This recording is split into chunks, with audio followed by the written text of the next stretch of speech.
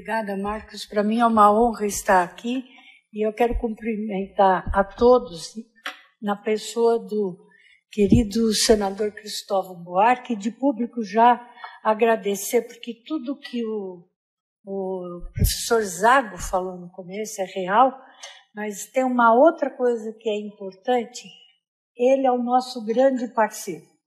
Até algumas vezes, né, senador, discutimos, discordamos e chegamos num acordo.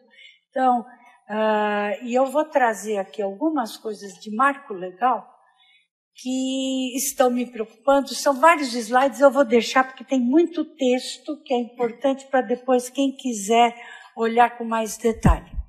Mas, rapidamente, é claro, eu tenho que pôr esse slide que faz parte do mantra essa apresentação nós vamos fazer o Luiz e eu fiquei de falar dos marcos, ele vai falar de outros aspectos, então isso aqui é uma luta para a gente voltar a ter um ministério, mas que não adianta que vocês viram o que aconteceu com a cultura.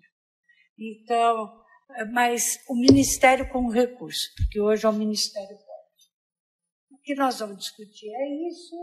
E, rapidamente, para poder discutir a inovação, eu acho que a gente tem que ter alguns números. Então, a ciência podia ir melhor, podia, mas nós correspondemos a cerca de 2,7% da renda mundial, estamos no 13º em produção científica, de acordo com a Scopus, em 17º número de citações. Em compensação, quando a gente vai para a inovação, e esse é o Global Innovation Index de 2016, que o Brasil agora faz parte, Pedro von Chovsky faz parte do Global Innovation Index, vocês veem que a Suíça está em primeiro lugar, o Brasil conseguiu subir uma posição. O ano retrasado era 70ª e agora é 69ª. E com um índice de eficiência deprimente. E nós vamos ver por quê. Aqui esse outro trabalho que saiu recente do World Economic Forum, junto com a Fundação Cabral. E olha aí como é que nós estamos em competitividade. Esse mapa é bonito. Nós caímos de 2015 para 2016, 6 posições. E aí os 12 pilares, para vocês verem como nós estamos bem também. Bem mal. De 2015 para 2016, a única coisa que melhorou é educação superior. Nós, no Global Innovation Index, só não estamos pior por causa do índice H das nossas publicações, vale a pena todo mundo ler o Global Innovation Index, e pelas instituições. Então, eu tenho muito orgulho da ciência e da Universidade Brasileira, e a federal, diferentemente das públicas paulistas, não conhece a palavra autonomia. Ela não é, senador. Nós não temos recursos, como também a UERJ. A UERJ está falida porque o Estado não repassa o recurso. O modelo das públicas paulistas é único no país para a universidade. Novo marco legal. Qual a importância dele? Na minha visão, ele cria, de fato, na Constituição, o Sistema Nacional de Ciência e Tecnologia e a Lei 13.243 dá os subsídios para isso. Ela, na verdade, aqui o que eu quero colocar, alguns dados da PEC. Isso que está em azul foi introduzido na Constituição, por unanimidade. O Estado estimulará a formação e o fortalecimento da inovação nas empresas. Capítulo 2 itens novos, 219A. A União, os Estados, etc., poderão firmar instrumentos de cooperação com órgãos e entidades públicos com privados. Está na Constituição. Estou insistindo nisso, porque eu vou chegar rapidamente. O sistema nacional será organizado em regime de colaboração. E vai por aí afora. A emenda diz ainda sobre os institutos de educação profissional vão poder participar, é função do Estado articular universidades e ICTs públicas e privadas. Estou insistindo nisso. Por quê? E eu não sou pessoa bem vista. Tem uma cartilha do Sindicato dos Docentes que fala uma série de aberrações e inverdades sobre o marco legal de ciência e tecnologia. Então, as pessoas têm que ler atentamente, não se fiar no que eu estou falando, e ver pela vontade própria se é verdadeiro o que está acontecendo, se isso é privatização da universidade pública. A lei, na verdade, são 18 artigos e ela tem 9 leis federais que estão ali incluídas. Uma coisa que foi necessário, a gente viu que tinha o artigo 8º da lei do marco legal, dava margem a dúvidas, imediatamente o Congresso Nacional, novamente senador obrigado, faz uma correção para deixar claro que as fundações de apoio podiam sim continuar fazendo as importações, porque tinham uma margem de dúvida. Os vetos foram todos feitos, e eu não tenho aqui nenhuma procuração para defender a presidente. Mas quem estava presente no dia que foi sancionado, que foi 11 de janeiro de 2016, uma segunda-feira, e houve o discurso da presidente, vai ver que não tem nada a ver com os vetos. Os vetos vieram na terça-feira à noite e foram todos de caráter imediatista e de falta de visão míope, falta de visão estratégica do que é o país.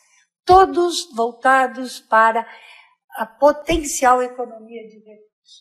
Então, isenção fiscal das bolsas foi questionado, taxa de administração pelas fundações de apoio, tem que trabalhar de graça, tem que gerir os recursos, contratar pessoas, porque não pode ser da universidade, mas não pode cobrar overhead. Importação que a gente tinha podido colocar na indústria foi retirada, e isso seria feito pelo CNPq. Qual foi o argumento? Vai ser usado erradamente.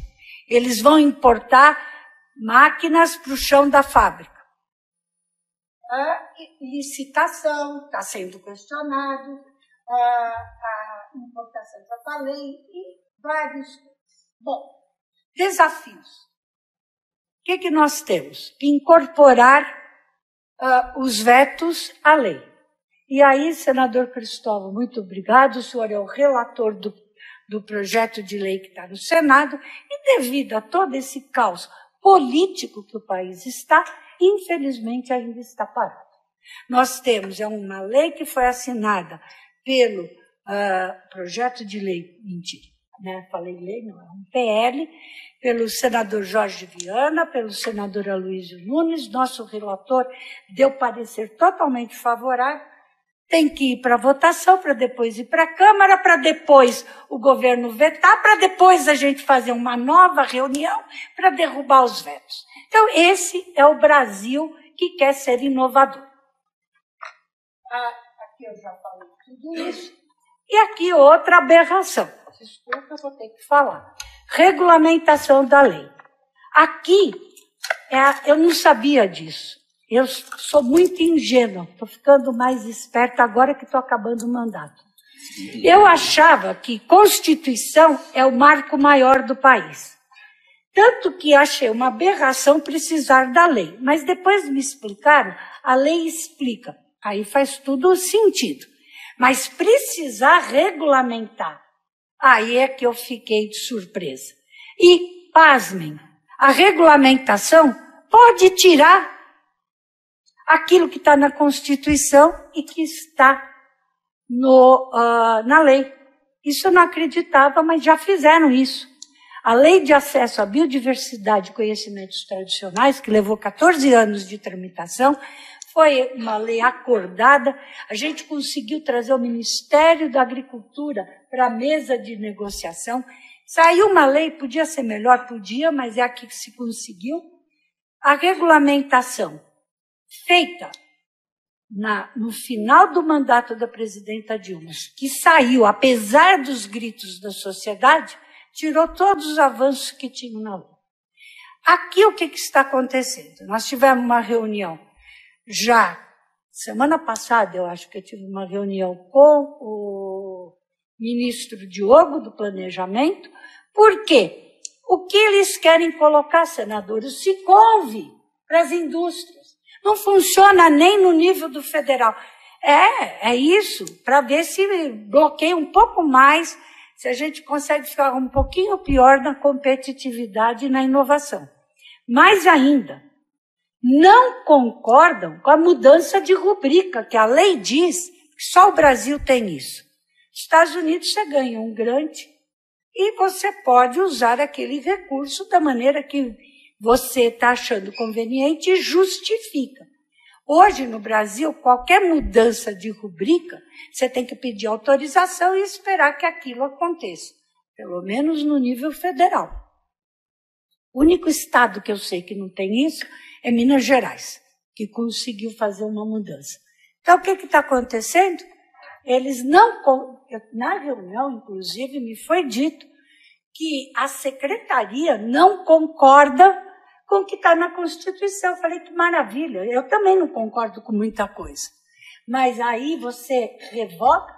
Então, nós estamos sendo ameaçados, e isso eu estou dando alguns exemplos só dessa regulamentação. Nós temos que criar o marco legal nos estados e no Distrito Federal. Os estados têm que se adequar. O primeiro estado que já fez isso é o do Acre, que entregou para a Assembleia Legislativa do Estado uma proposta de adequação da legislação. Nós temos que aprimorar a lei do bem. Ela também está sendo questionada. Nós temos que alterar o decreto do acesso ao patrimônio genético. Na verdade, tem que rasgar e fazer de novo. Temos que tomar cuidado. Tem uma lei das licitações, né, senador, que está correndo, que vai na contramão de tudo que a gente colocou no marco legal. Está aqui, é o PL 559/2013. Nós temos que conseguir que ele caminhe. Ele foi aprovado no plenário do Senado e agora está na Câmara, mas ainda não deram andamento. Então, precisa criar a comissão temporária. E isso da licitação é um PL muito bem bolado do Senado Federal, a favor da inovação e da ciência.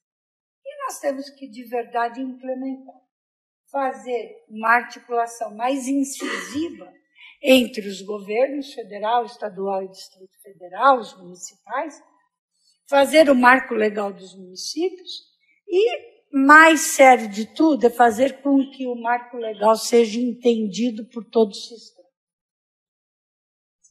Dirigentes, pesquisadores, corpo técnico-administrativo das instituições públicas e privadas, das universidades, dos institutos de pesquisas, têm que entender o marco. É difícil. Eu estou tendo embates da minha própria instituição. É difícil. A gente conversa com o ministro que cuida de todos os procuradores, ele entende, mas tem que fazer entender na ponta. Então, de cima para baixo, tem uma deturpação total. Uma interpretação. E o marco foi feito para acabar com as interpretações. Então, é mudar uma cultura, que não é fácil. E órgãos de controle vão ter que entender o que está acontecendo. Então, o que nós pensamos, isso não é minha ideia, foi do Cibá Machado, quando ainda deputado, que a gente deveria fazer, quando acabasse tudo, um guia de como é que se utiliza esse marco e divulgar em todos os níveis. Acho que até a gente podia fazer isso em conjunto com o Congresso Nacional. Agora, nada disso vai acontecer, e aí fica por conta do Luiz, se nós não tivermos recursos. Que a penúria é total e o que se espera para o ano que vem é uma tragédia ainda maior. Aqui eu agradeço ao IEA pelo convite, à USP, ao Núcleo de Política e Gestão e à Ciesp por estar coordenando todos esses trabalhos. E eu tenho que agradecer, em especial, à Escola Paulista de Medicina, Universidade Federal de São Paulo, que continua acreditando que eu estou trabalhando quando eu não estou lá dando aula. Obrigada.